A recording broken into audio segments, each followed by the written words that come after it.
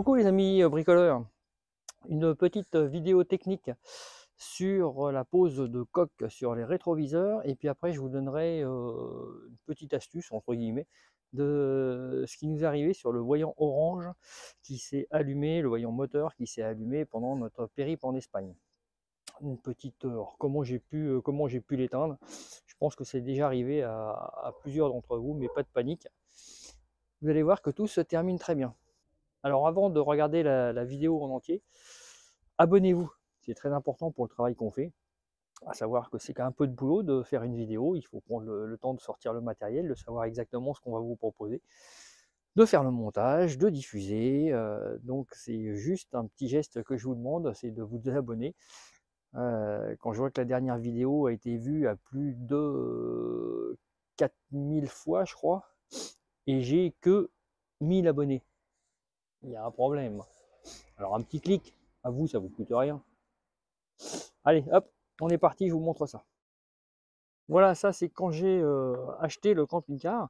En fait, il y avait un placard de scotch qui allait jusque là, en passant par là, sur le côté, et l'ancien propriétaire m'a dit ouais, le rétro est complètement explosé. Alors moi, je suis pas curieux, j'ai pas cherché à comprendre, j'avais pas trop le temps. Et en fait, bah, c'est juste la glace qui manque, juste la glace de ce côté-là, quoi.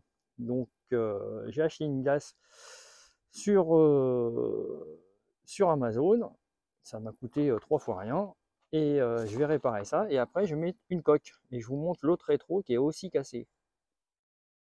Voilà, donc ça c'est l'autre rétro. Alors, le clignotant sur ce côté-là est nickel. Par contre, bah, ici, il y a un petit peu de dégâts, quoi. Donc voilà, pour réparer ça, bah, j'ai acheté ça sur Amazon. C'est des coques de rétroviseur. Ah non, c'est pas sur Amazon, pardon. C'est pas sur Amazon, je raconte une grosse bêtise, c'est sur moncampingcar.com. Sur moncampingcar.com, la paire de coques. Et honnêtement, c'est de la bim boum, bim boum, l'autre était pas dedans. C'est de la belle construction, hein. C'est costaud, c'est super costaud. Le plastique est vraiment de très très bonne qualité. Alors n'hésitez pas à comparer les prix parce que sur Amazon, j'avais trouvé la coque pratiquement pour le prix de 2 coques chez moncampingcar.com. Voilà, je vous montre la pose tout de suite. Et ben voilà, alors vous montrer la pose, très honnêtement, je ne vais pas vous la montrer parce qu'il y a juste à clipser la coque dessus. On voit que bah, ça recouvre impeccable, hein. Et honnêtement, le plastique est de très très bonne qualité, hein. Donc moncampingcar.com, les 2 coques, je crois que c'est 80 euros. Après, j'aurais juste, entre guillemets, ils vendent deux petites vis à mettre ici pour que ça tienne bien sur le côté. Et ça sera terminé. Il ne me reste plus qu'à changer le cache clignotant sur l'autre rétroviseur et de mettre la coque. Voilà, bah, le montage est complètement terminé, hein. Donc moi je suis entre guillemets bluffé par la qualité des plastiques. C'est vraiment un beau plastique. Et donc j'en ai profité pour changer le clignotant ici. Et aussi, je ne sais pas si vous avez vu sur la vidéo, mais la vitre ici était cassée, complètement cassée. Donc ça, je l'ai changé. Acheté sur Amazon également. Donc par sécurité, il y a deux petites vis ici qui rapprochent la coque de manière que tout soit super costaud. Il y a un petit trou d'évacuation qu'on va peut-être voir en dessous là-haut pour que l'eau s'évacue, pour pas qu'il y ait de l'eau qui stagne ici. Non, non, c'est super bien fait. Bon, allez, on passe au voyant orange. Bon, je vais vous parler maintenant du deuxième sujet qui est le voyant moteur qui s'est allumé sur mon camping-car. Ça m'est déjà arrivé 2 fois, à chaque fois dans les mêmes conditions.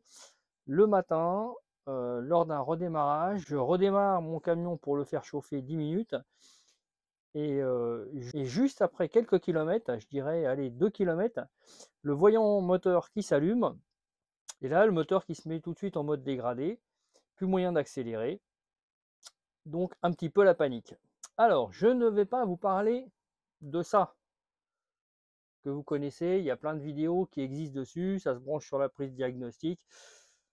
On s'en sert pour plein de mesures et notamment pour effacer les défauts. Eh bien non, c'est pas ce qui s'est passé. À 2 reprises, le même symptôme, le même remède. Je me suis arrêté. allez, je me suis arrêté 5 minutes, j'ai coupé le contact, j'ai laissé 5 minutes se passer, j'ai remis le contact, le voyant était toujours allumé, mais le mode dégradé avait disparu.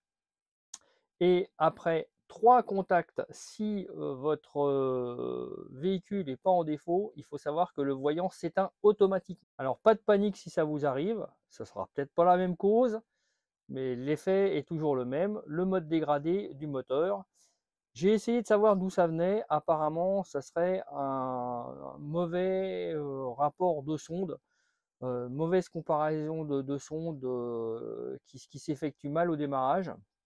Mais pas de panique, au bout de 3 démarrages, votre voyant s'éteint automatiquement.